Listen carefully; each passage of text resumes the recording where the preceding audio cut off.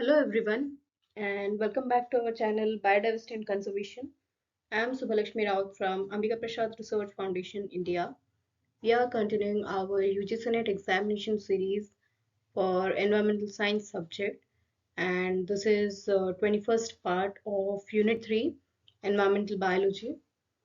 Now, today we are going to discuss about edge effect and edge species.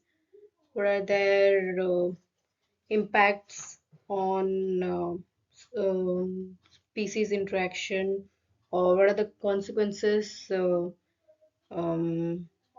edges due to species interaction and all that.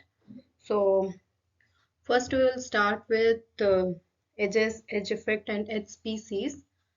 So edges in ecology are frequently represented by a physical transition from one kind of habitat to another, where abrupt changes occur along a landscape gradient, or where two distinct habitats or communities border one another. The resulting ecotone or transitional zone often supports a community with characteristics different from those of the adjoining communities. Because many species require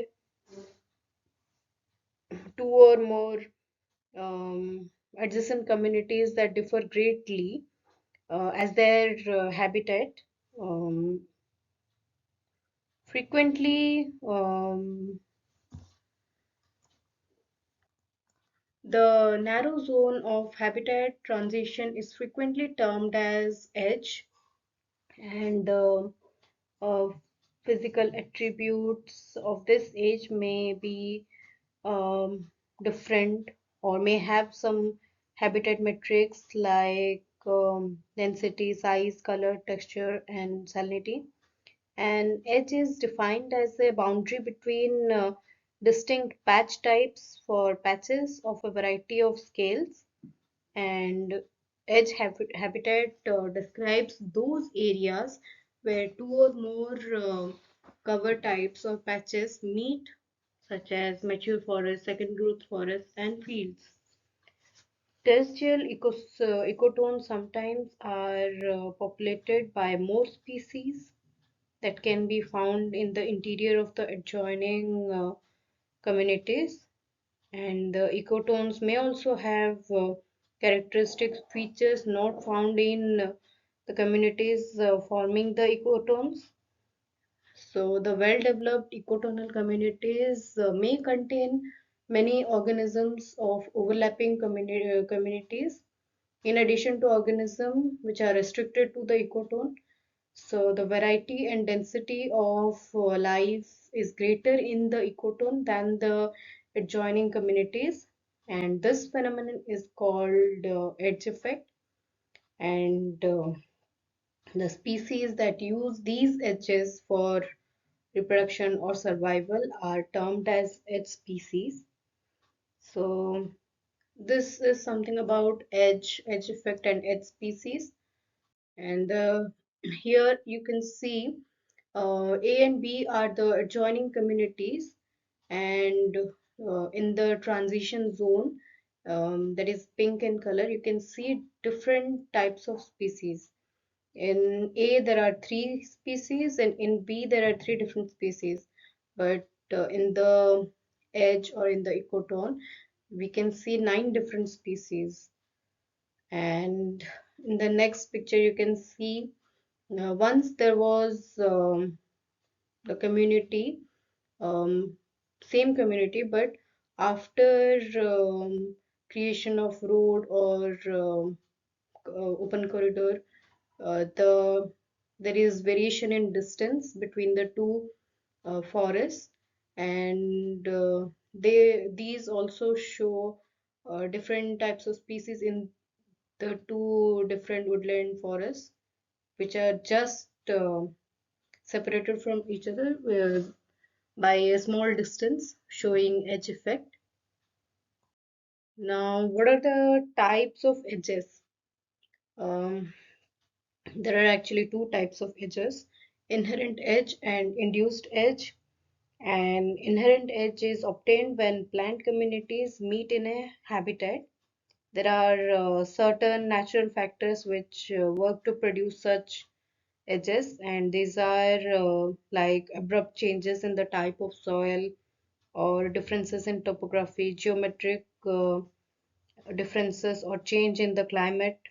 These all give rise to inherent edge, and inherent edges are considered to be stable and permanent features of a particular area, whereas an induced edge occurs when two successional stages or vegetative conditions within a community meet. In case of inherent, plant communities meet, but in case of induced edge, stages or vegetative conditions meet. So these edges are created by some practices or natural phenomena, and they can be induced in a habitat. Various environmental factors like grazing, manipulation of vegetation, planting activities, sowing of seeds, fire, outbreak of insect attacks, etc., create induced edges, and these edges are short-lived when compared to inherent edges because they cannot be considered as permanent features of an area. Now, there are some impacts of edge effect on species interactions, like dispersal barriers. Mm, these occur when an edge provides a signal or physical uh, impediment to an organism that is attempting to move. Like when an animal encounters an edge, it's behaviorally influenced not to risk movement across the boundary as there was a perception of exposure to predators, but others of same species do not make the same choice. So next one is the influence on mortality. When one of the animals that did make the choice to disperse across the edge becomes a predator's meal, whereas the animal that did not disperse survived. This influences on the death of the community, and there are the next one is involvement in spatial subsidies.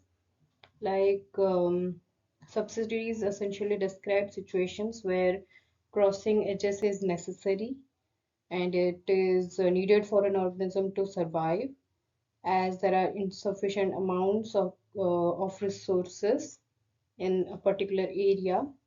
Therefore, crossing into other habitats must be risky, but it has to be done.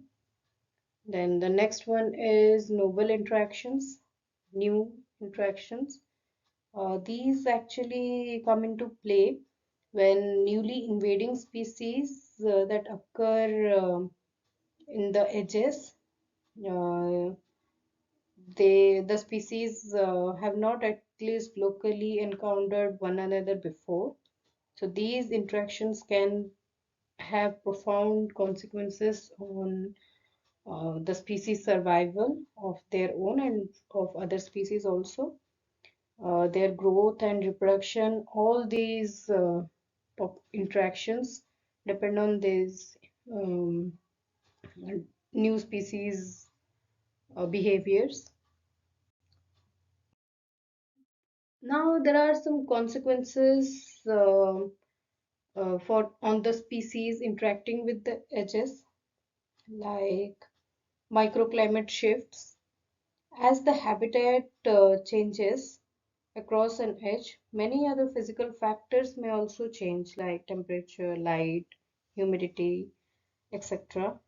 So these physical gradients of climatic conditions, they um, can feed back into driving additional changes across the edges, like um, type of soil, or they can be advantageous for plants and animal species or may cause some negative effects also. So uh, these feedback cycles can cause edge characteristics to continue changing over time, and the after a long time they contribute to the formation of the edge uh, cessation. Now the next consequence is species shifts, and there is a comparison between edge and interior species. So as the edges are created, the species that have requirements of habitat continuity may disappear, and the species that are adapted to changing conditions may um, are not sensitive, so they may thrive. And these vacancies created by loss of core species may then introduce rare or um, new species to the local environment. So they can be exotic or invasive species. So the arrival of the new species uh, may modify or maintain the habitat by causing physical changes in the environment, but the species shifts arising from edge development need not be overly negative. So these locations may often enrich the species diversity by providing a range of new and not necessarily incompatible niches for new species. The next consequence is human proximity. Many habitat edges are anthropogenic in origin, so there are most chances of human intervention in the edge community. So when the edges are created by humans, like road cuts or power line corridors or pipeline, the intimidating proximity of humans, um, the machines or their noise can quickly drive the species away, creating vacant habitats for the new ones. And the last consequence is ecological traps. So it is the more recent concern for the influence of edges in terrestrial ecosystems. They are generally considered as portions of an edge where animals actively select poor habitat for effective reproduction over superior habitat. Some of the best known examples are generally associated with birds at forest edges. So, uh, the reasons for these unwise choices vary, but appear to arise from selection of perceived advantages like preferred microclimate or vegetation type or the food availability or the social interactions, but are generally accompanied by new interactions that dramatically reduce the fitness of the species. So these traps that are developed uh, um, when the appearance on the scene outstrips the ability of the trapped species to adapt. So such traps form when habitats are artificially fragmented, introducing negative edge effects such as increased interaction with nest predators. So this is from me today. Thank you.